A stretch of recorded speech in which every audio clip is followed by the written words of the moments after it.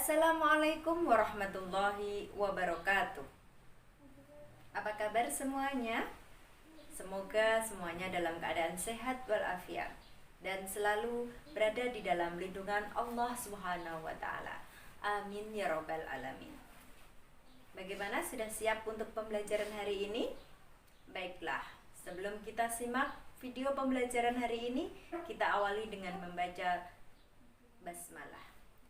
Bismillahirrahmanirrahim.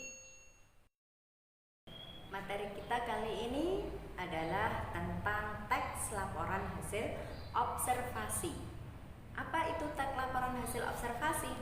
Yaitu teks yang memberikan informasi secara umum tentang sesuatu berdasarkan fakta dari hasil pengamatan secara langsung. Jadi ada fakta dan pengamatan.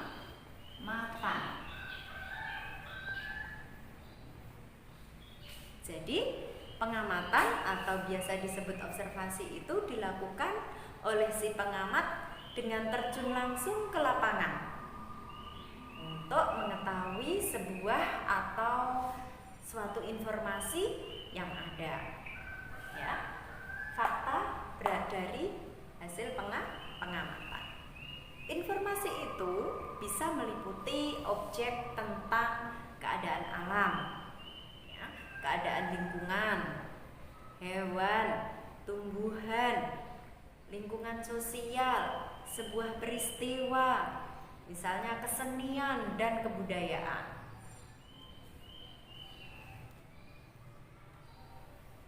Adapun teks laporan hasil observasi ini sifatnya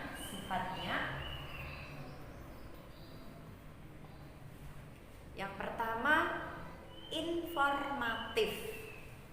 informatif. Kemudian yang kedua komunikatif, dan yang ketiga objektif.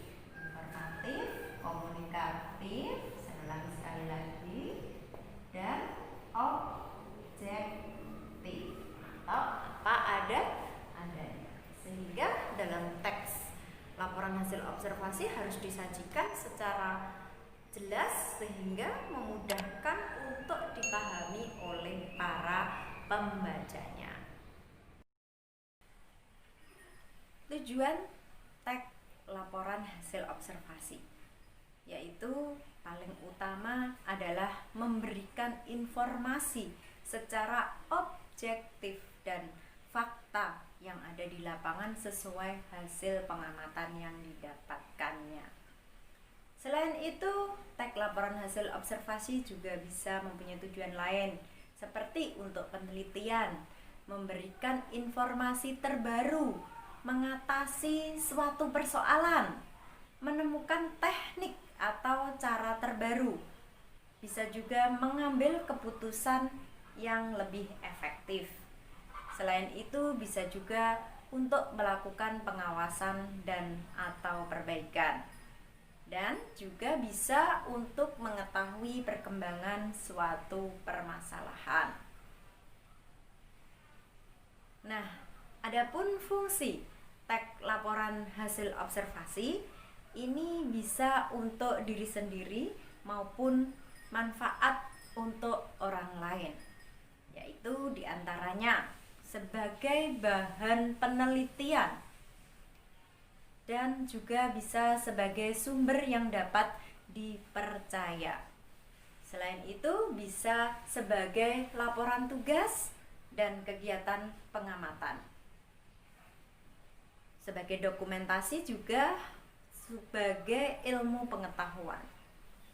Manfaat yang lain seperti untuk menjelaskan dasar penyusunan kebijakan, keputusan, atau pemecahan masalah dalam pengamatan.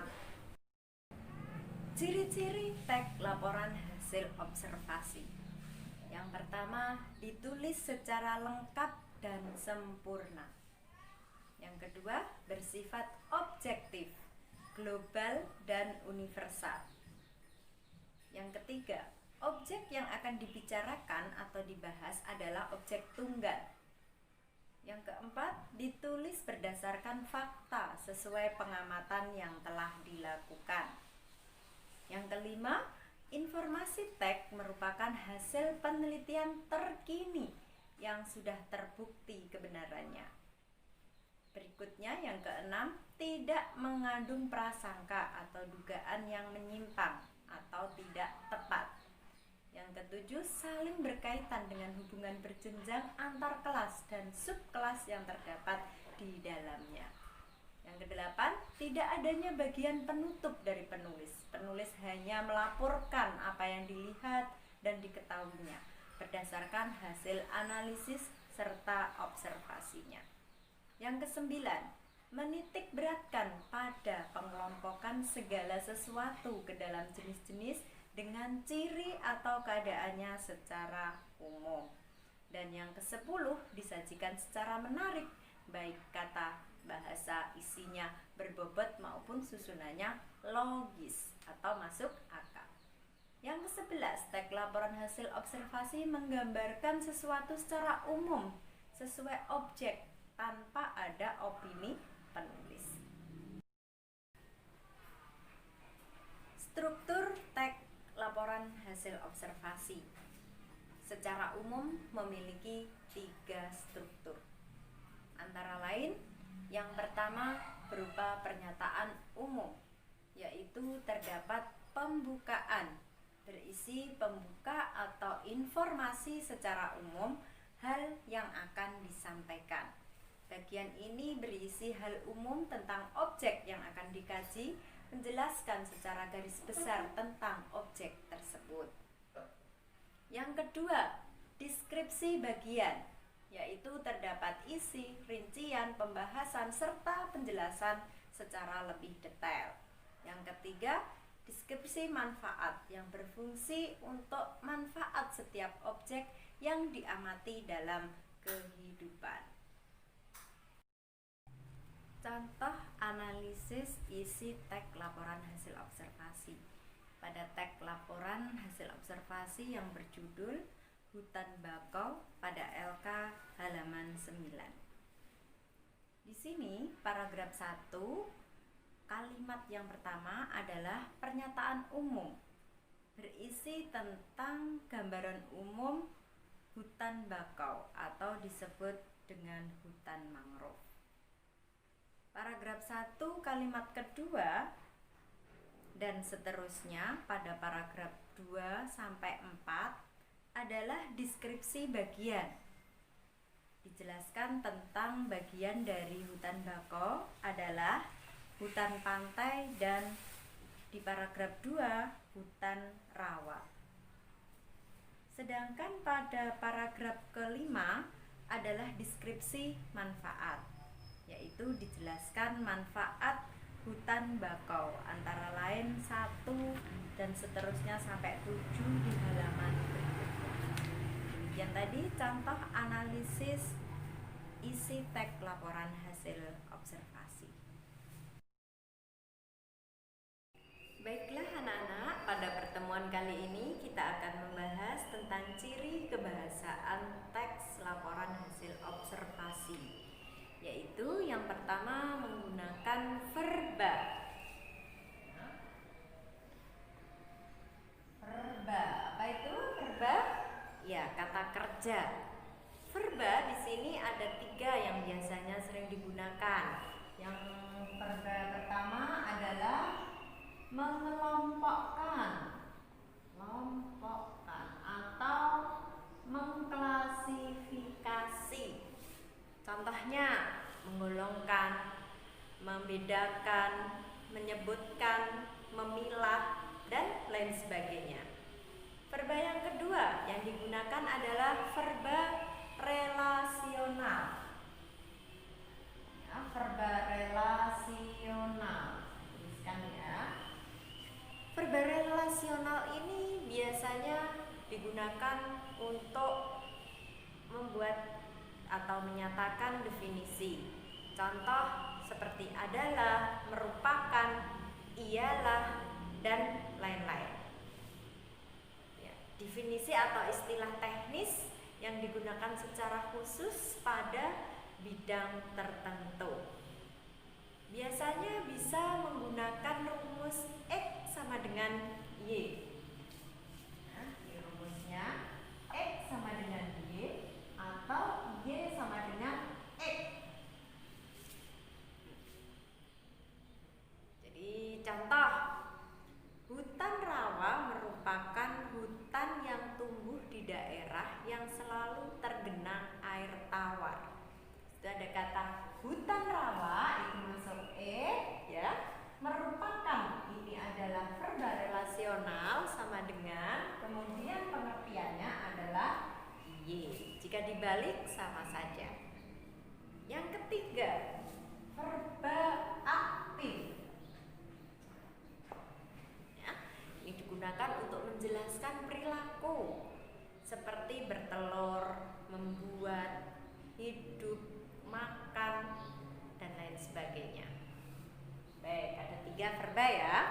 Kemudian yang kedua, menggunakan kalimat simple atau kalimat tunggal, ya, kalimat simple yang terdiri dari satu verba utama. Contohnya, ekosistem hutan pantai terdapat di sepanjang pantai. Jadi di situ hanya satu verba, satu subjek, ekosistem hutan pantai terdapat merupakan predikat di sepanjang pantai. Yang ketiga yaitu menggunakan kalimat kompleks. Ya, kalimat apa? Kompleks. Kalimat kompleks ini terdiri dari minimal 2 verba, yaitu dipisahkan dengan konjungsi.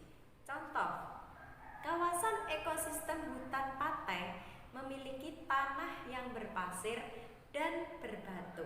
Di situ ada konjungsi penambahan, yaitu kata dan. Ini menyebabkan menjadi sebuah kalimat namanya kalimat kompleks. Jelas ya? Yang keempat, yaitu menggunakan kata bersinonim.